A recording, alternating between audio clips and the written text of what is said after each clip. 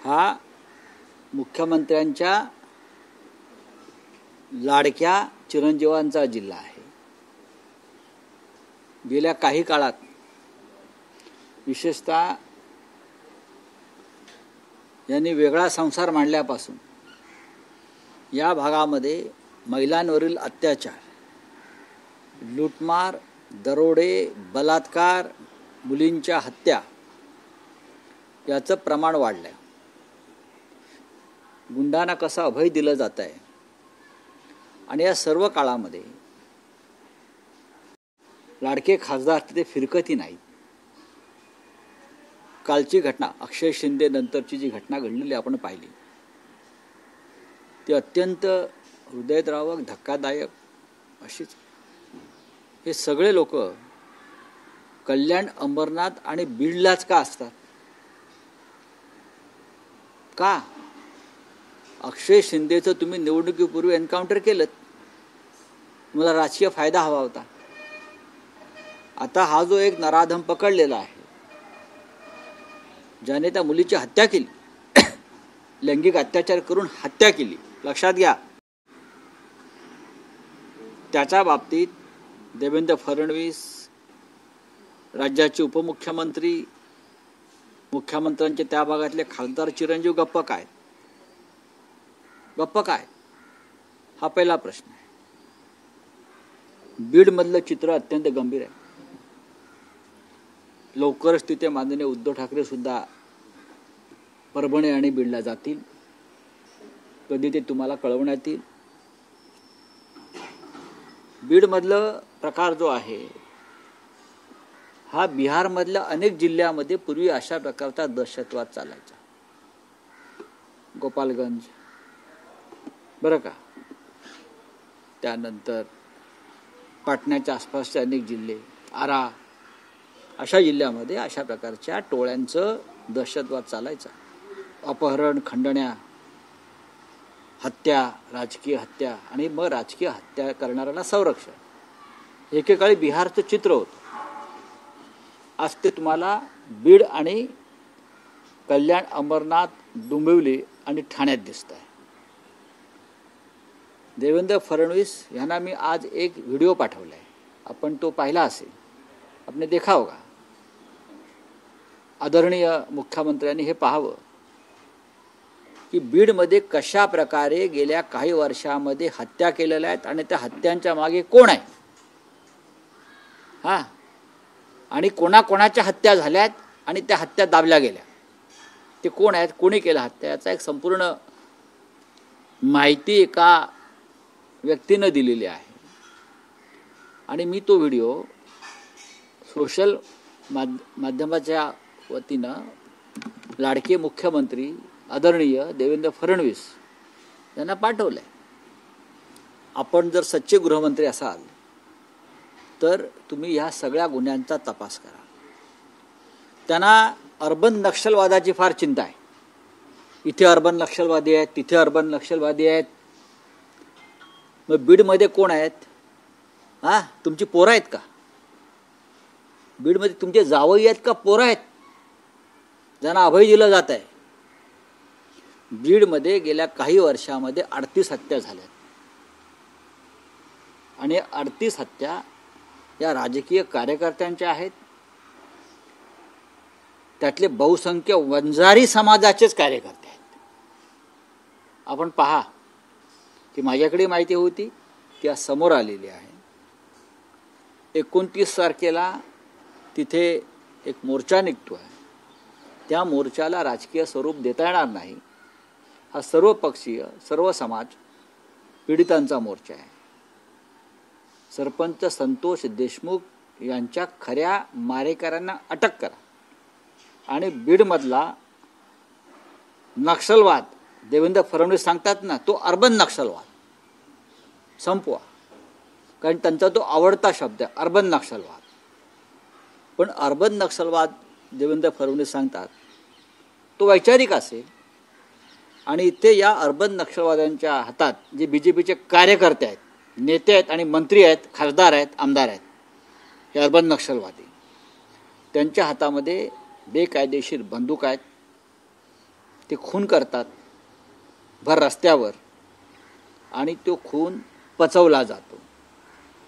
बीडमधल्या urban नक्षलवाद्यांना भाजपचं, राष्ट्रीय स्वयंसेवक संघाचं किंवा देवेंद्र फडणवीस यांचं संरक्षण आहे का हे त्यांनी सांगायला पाहिजे. तुम्ही जेव्हा आमच्याकडे एक बोट दाखवता तेव्हा 3-4 बोटं तुमच्याकडे वळलेली आहेत.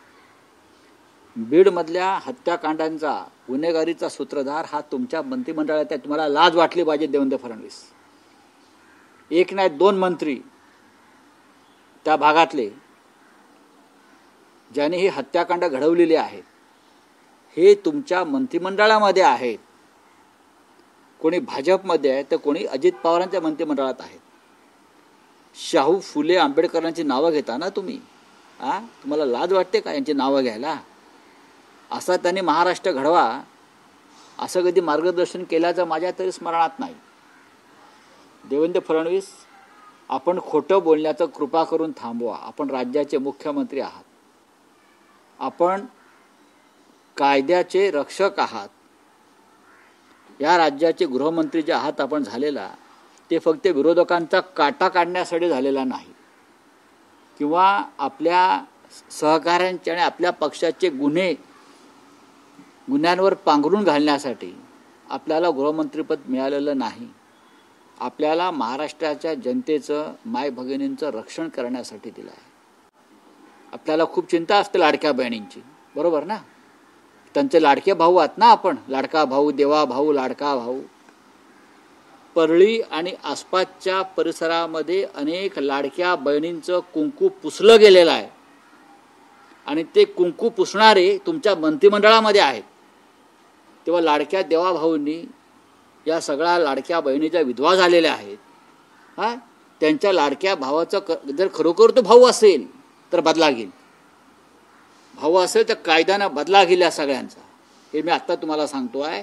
पण देवेंद्र फडणवीस असतील, अजित पवार असतील, हे सगळे लाडक्या बहिणींचं कुंकू पुसणाऱ्या अर्बन नक्षलवाद्यांना प्रोटेक्शन देत आहेत. चला, पर्यटन करू नका असं मुख्यमंत्री, पर्यटन करू नका. राहुल गांधी, शरद पवार तिकडे जाऊन आले. मग तुमचे मंत्री कशा करता गेले? तुमच्या मंत्रिमंडळातले मंत्री कशा करता गेले? कोठेवाडीला तुम्ही कशा करता पर्यटन करत होतात? आपण याआधी काय केलं? पर्यटनच केलीत. विरोधी पक्षाचं काम आहे. तुम्ही विरोधी पक्षात दबाव आणू नका. विरोधी पक्षाने जर हा विषय उचलला नसता, संतोष देशमुखचा, सोमनाथ सूर्यवंशीचा, तर हे दोन्ही खून फडणवीस तुमच्या गृह खात्यानं पचवले असते आणि ढेकर दिले असते. राऊतसाहेब, बीड मधली जी परिस्थिती आहे संवेदनशील बनलेलं आहे. अनेक व्हिडिओ समोर येत आहेत की ज्यात तरुण रस्त्यावर पिस्तुलानं आहेत. अनेकांकडे शस्त्रांचे परवाने आहेत आणि अशा वेळेस हे सगळं प्रकरण घडल्यानंतर सगळ्यात आधी बीडमधले सगळे शस्त्र परवाने रद्द केले पाहिजे तात्काळ आणि शस्त्र जमा केली पाहिजे. बीडमध्ये माझ्या माहितीनुसार 1500च्या वर शस्त्र परवाने आहेत परळीतच, आणि त्याहीपेक्षा 7 ते 8 हजार बेकायदा शस्त्र तिथे आलेली आहेत. आणि ही सर्व शस्त्र नेपाळ आणि बिहारमधून आणलेली आहेत. आणि त्या शस्त्रांचा वापर करून मंत्रिमंडळात असलेले फडणवीसांचे जे सहकारी आहेत त्यांच्या टोळ्या दहशतवाद निर्माण करतात. हे अगदी फडणवीसांनी मान्य करावं आणि स्वीकारावं. खरं म्हणजे मी कालही म्हणालो, राज्यघटनेमध्ये तशी तरतूद नाही. राज्यघटनेत तशी तरतूद नाही की एका जिल्ह्यामध्ये राष्ट्रपती शासन लावावं. नाहीतर बीड, कल्याण, अंबरनाथ ही फिट केस आहे अशा प्रकारचं राष्ट्रपती शासन लावण्यासाठी. इतका भयंकर अत्याचार, शोषण, दहशतवाद या 2 ठिकाणी सुरू आहे. आणि महाराष्ट्राची प्रतिमा या 2 जिल्ह्यांमुळे अत्यंत मलिन होते आहे. हे देवेंद्रजींना कळलं पाहिजे, कारण ते राज्याचे आज मुख्यमंत्री आहेत. त्यांनी संविधानाची शपथ घेतलेली आहे सगळ्यांचं रक्षण करण्याची. मी मगाशी आकडा सांगितला, 38पेक्षा जास्त लाडक्या बहिणीचं कुंकू ज्या पद्धतीनं पुसलं गेलं आहे हत्या करून. देवेंद्रजींना माहीत नाही, गृहमंत्री, बाकी त्यांना सगळं माहीत असतं. आमचे फोन टॅप करतात, आमच्या मागे हेर लावतात, सगळं करतात ना. आमची माहिती घेतात विरोधकांची, आमचे पक्ष फोडतात, वेषांतर करून फिरतात. देवेंद्रजींनी वेषांतर करून परळीमध्ये फिरावं. धनंजय मुंडेंना कोणाचा राजकीय आशीर्वाद किंवा फडणवीसांचा. आणि तो का आहे? फडणवीस अजित पवारांचा. तो का आहे? त्यांनी सांगावं, हे त्यांनी सांगावं. असं आहे की जर लोकभावना इतकी तीव्र आहे, धनंजय मुंडे यांनी नैतिकतेच्या मुद्द्यावर राजीनामा दिला पाहिजे. मी नैतिकतेचा प्रश्न काढतो. देवेंद्र फडणवीस आणि नैतिकतेच्या मुद्द्यावर मुंड्यांचा राजीनामा घेतला पाहिजे. मुंड्यांच्याच नाही तर अजित पवारांचा राजीनामा घेतला पाहिजे, कारण त्यांना मंत्रिमंडळात घेतलेलं आहे. हे मी अत्यंत हिमतीनं धाडसानं सांगतो. त्याची किंमत मला मोजावी लागेल. मला माहिती आहे काय चाललं या राज्यामध्ये. हे राज्य तुम्ही कोणत्या दिशेला घेऊन चाललेला आहात. काय राज्याच्या मुख्यमंत्र्यांना हे दिसत नाही, अमित शहाना एक दिसत नाही कोणत्या प्रकारचं राज्य आहे हे. शिवाजी महाराजांचं नाव सांगतोय ना आम्ही इथे. हे असं राज्य चालतं का? महाराष्ट्र राज्य कधी अशा प्रकारे चाललं होतं का? तुम्ही आम्हाला सांगताय ना खपवून घेणार नाही, किती मोठा गुन्हेगार असू द्या. मग आता हे कोण आहेत तुमचे? कोण आहेत? लाडके भाऊ आहेत, जावई आहेत, सांगा ना कोण आहेत तुमचे? हे का तुमचे एजंट आहेत? फक्त निवडून येण्याची क्षमता आहे दहशतीच्या बळावर.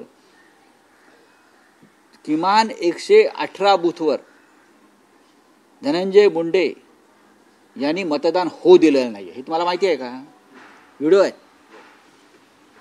परळी विधानसभा मतदारसंघातल्या 118 बूथवर मतदान होऊ दिलेलं नाहीये. मतदारांना दहशतीनं बंदुका दाखवून पळवून लावलेलं आहे. हे देवेंद्र फडणवीसांना दिसलं नाही, निवडणूक आयोगाला दिसलं नाही. असला चुत्या निवडणूक आयोग हा आम्हाला अक्कल शिकवतोय का? आमचा नियम लादतोय 118 ठिकाणी. आणि हेच यालाच अर्बन नक्षलवाद म्हणतात देवेंद्र फडणवीस. लक्षात घ्या. मतदान जिथे करू दिलं जात नाही, लोकांना रोखलं जातं, तो अर्बन नक्षलवादाचाच प्रकार असतो. आणि परळी हे त्याचं उदाहरण आहे. आणि महाराष्ट्रात अनेक ठिकाणी अशा प्रकारे मतदान होऊ दिलं नाही. तुमच्या नेतृत्वाखाली तुम्ही अर्बन नक्षलवाद्यांचे नेते आहात. तुम्ही कमांडर आहात अर्बन नक्षलवाद्याचे. तुम्हाला दुसऱ्यांवरती बोट दाखवायचा अधिकार नाही. अर्बन नक्षलवाद या राज्यात जर कोणी पोसत असेल तर ते देवेंद्र फडणवीस आणि त्यांचा भारतीय जनता पक्ष पोसतो आहे. राहुल साहेब, आणखी एक विषय आहे की आज मुंबईत उद्धव ठाकरे मॅरेथॉन बैठका घेतल्या. 3 दिवस बैठका असणार आहेत मुंबईतील पदाधिकाऱ्यांच्या. असं म्हटलं जाते की शिवसेना युबीटी महापालिका निवडणुकीच्या तयारीला लागली. नक्कीच का लागू नये. महानगरपालिका म्हणजे मुंबईची महानगरपालिकेची निवडणूक घेतील की नाही याच्याविषयी अद्याप शंका आहे. प्रकरण सुप्रीम कोर्टामध्ये आहे. पण उरलेल्या 13 महानगरपालिकामध्ये कधी निवडणुका होतील आणि एक राजकीय पक्ष म्हणून, संघटन म्हणून उद्धव ठाकरे साहेबांनी, पक्षप्रमुखांनी त्या संदर्भातल्या जिल्हावार महापालिकेच्या संदर्भात बैठका घ्यायला सुरुवात केलेली आहे. त्यात मुंबईसुद्धा आहे. दिल्लीत आज एनडीएची बैठक कालपासून सुरू झाली आहे. आजही कसली एनडीए? एनडीए कसली आहे? हे पंतप्रधान नरेंद्र मोदींना भेटणार आहे. नाही, त्यांचे बॉस आहेत ते. आमच्या वेळेला आमचे बॉस माननीय बाळासाहेब ठाकरे किंवा उद्धव ठाकरे होते. आम्हाला मुंबईतच भेटावं लागायचं. रोज भेटतो आम्ही. त्यांचे बॉस दिल्लीत आहेत. आम्ही म्हणायचो दिल्लीचेही तख्त राखितो महाराष्ट्र माझा. आता दिल्ली पुढे झुकणारा हा महाराष्ट्र आम्ही पाहतोय दारात दिल्लीच्या. कधी काळी दिल्लीचं तख्त मराठ्यांनी फोडलेलं आम्ही. आता ह्यांना फोडतात. सर हिंदी में जाना सर. बोलिए. हो गया, हिंदी में बोलिए. सर कल्याण में 13 साल की बच्ची के साथ रेप और फिर मर्डर इस तरीके की घटना उजागर हुई. आरोपी को गिरफ्तार कर दिया, लेकिन लॉ एंड ऑर्डर जो है लगातार महाराष्ट्र, पूरे महाराष्ट्र की लॉ एंड ऑर्डर ऐसी बन गई है कि मुझे लगता है यूनाइटेड नेशन के ह्यूमन राइट का जो विंग है उसको हमें बताना पड़ेगा कि आप महाराष्ट्र में दखल अंदाजी करो. इसलिए कि आपने देखा होगा पूरे ठाणे जिले में, ठाणे डिस्ट्रिक्ट में जो मुख्यमंत्री का गृह जिला है, जहाँ मुख्यमंत्री का बेटा सांसद है, और जब से ये सांसद बना है तब से उनके इलाके में इस प्रकार की घटनाएं, वारदातें बढ़ गई है. रेप, हत्या, बलात्कार. ये अक्षय शिंदे का हो गया, लोग सड़क पर आ गए. तो चुनाव था, चुनाव से पहले उनको एनकाउंटर कर दिया. अब दूसरा एक है कोई विशाल गवड़ी. उसने उस लड़की पर रेप किया, उसकी हत्या कर दी। ये घटना है बार बार मुख्यमंत्री के बेटे के क्षेत्र में ही हो रही है, क्योंकि उनको पॉलिटिकल प्रोटेक्शन है सबको, चाहे फिरौती हो, चाहे अपहरण हो, चाहे हत्या हो, चाहे धमकी हो। लॉ एंड ऑर्डर थाने में नहीं है, वैसे बीड़ में भी नहीं है। बीड़ में तो पूरी तरह से खत्म। अब तक 38 हत्याएं वहां हुई है। देवेंद्र भाऊ फडणवीस अपने आप को लाडला भाई कहता है ना, मैं लाडली बहनों का लाडला भाई, देवा भाऊ। मैं उनको बताना चाहता हूँ, आपके मंत्रिमंडल में जो आपके साथ बैठते हैं उनके जिले में अब तक 38 हत्याएं हुई है, 38 खुलेआम। और उनकी जो विधवाएं है, क्या वो आपकी लाडली बहन नहीं है? किसने हत्या की है तो आपको पता नहीं? आप गृह मंत्री है, आपके पास पूरी खबर होनी चाहिए।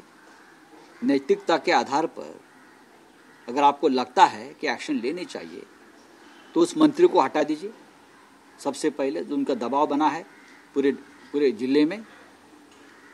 हम लोग सब 29 तारीख को एक बहुत बड़ा मोर्चा निकालेंगे न्याय के लिए। जिस सरपंच की हत्या हुई है संतोष देशमुख की, उनको न्याय मिलने के लिए। उद्धव ठाकरे जी भी भीड़ में जाएंगे और परभणी में भी जाएंगे। हम चुप नहीं बैठे हैं। ये अपने आप को हमें कहते कि अर्बन नक्सलाइट है, देवेंद्र जी हमको कहते हैं। राहुल गांधी के भारत जोड़ो यात्रा में जो गए थे अर्बन नक्सलाइट है, तो भीड़ में कौन है? 38 हत्याएं करने वाला एक व्यक्ति सूत्रधार आपके मंत्रिमंडल में है, फिर वो तो अर्बन नक्सलाइट का बाप है। और अगर आपके कृपा छाया में हो रहा है तो आप अर्बन नक्सलाइट के कमांडर हो, आपको प्रायश्चित लेना होगा। सर, मालवन में दोबारा एक बार छत्रपति शिवाजी महाराज का जो पुतला है वो बनाया जाने वाला अच्छी बात है, अच्छी बात है। अगस्त में करने दो। इस बार मजबूती से बनाइए, भ्रष्टाचार मत करिए। जिसने भ्रष्टाचार किया था वो अब मंत्री बन गए हैं। तो हमारा बात ऐसी है कि महाराज का पुतला बनता है तो प्रणाम करता हूँ। त्यांनी ठेवायलाच पाहिजे, तर त्या भागातला भ्रष्टाचार कमी होईल। अर्थात जुने भ्रष्टाचारी जाऊ, नवे भ्रष्टाचारी येतील, इतकंच मी सांगेन। बीड आणि गडचिरोली हे 2 जिल्हे अत्यंत संवेदनशील। चला, थँक्यू। मुख्यमंत्र्यांच्या परवानगीशिवाय आपले पीएस असतील किंवा इतर अधिकारी नेमता येणार नाहीये। पहिली मुख्यमंत्र्यांची परवानगी घ्यावी लागेल, राष्ट्रवादी आणि शिवसेनेच्या मंत्र्यांना सुद्धा। त्याच्यातून जर काही चांगलं घडणार असेल तर त्याचं स्वागत केलं पाहिजे। सगळ्यात आधी मंत्र्यांनी जे 2-2, 3-3 बंगले अडवून ठेवलेले आहेत ना, आम्ही अनेक वर्ष राजकारण पाहतोय, सत्ता पाहतोय।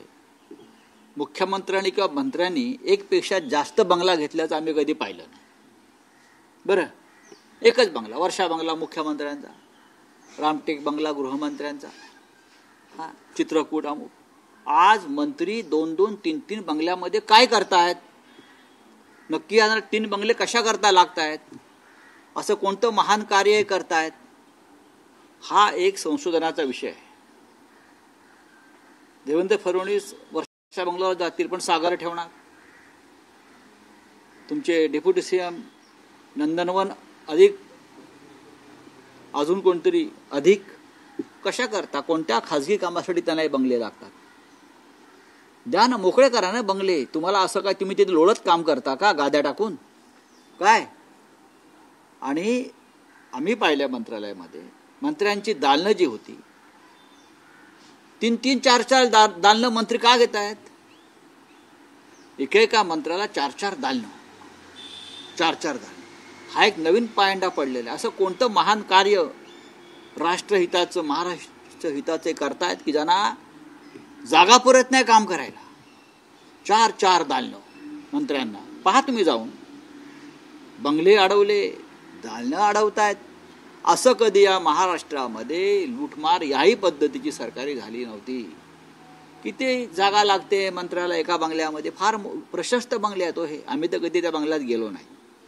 प्रशस्त बंगले आहेत, पण 4-4 बंगले पाहिजेत मंत्र्यांना, 4-4। राऊत साहेब, एक विषय आहे की महायुतीत अनेक बाबतीत शिवसेनेची निराशा झालेली बघायला मिळाली। मग ते मुख्यमंत्री पद असो, मंत्रिमंडळात मंत्र्यांची संख्या असो, बघा आमचा अपमान झाला तेव्हा आम्ही युती तोडली.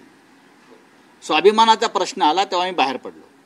एका बाबतीत आणखी दिसून येते की राज्यपाल पदावरूनही शिवसेनेत निराशाच पदरी. कोणाला राज्यपाल देणार? अनेक अडसूळ होते की ज्यांना आश्वासन होतं राज्यपाल पदाचं, असं तेही सांगतात. मला माहिती मिळते. मला माहित नाही काय यांचे आश्वासन आहेत. देवेंद्र बघा आम्हालाही मुख्यमंत्री पदाचं वचन होतं ना.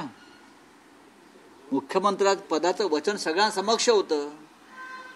तुम्ही त्या ब्लू सी हॉटेलमधली जर पत्रकार परिषद पाहिली असेल, आठवत असेल तुम्हाला, त्याचे रेकॉर्ड आहे अजून. पॉवर शेअरिंग 50-50 असं विधान आहे अमित शहा आणि देवेंद्रजींचं. आमचं असं ठरलेलं आहे. शब्द पाळला का? शब्द पाळण्यामध्ये भारतीय जनता पक्ष कधीही आघाडीवर नव्हता. चला.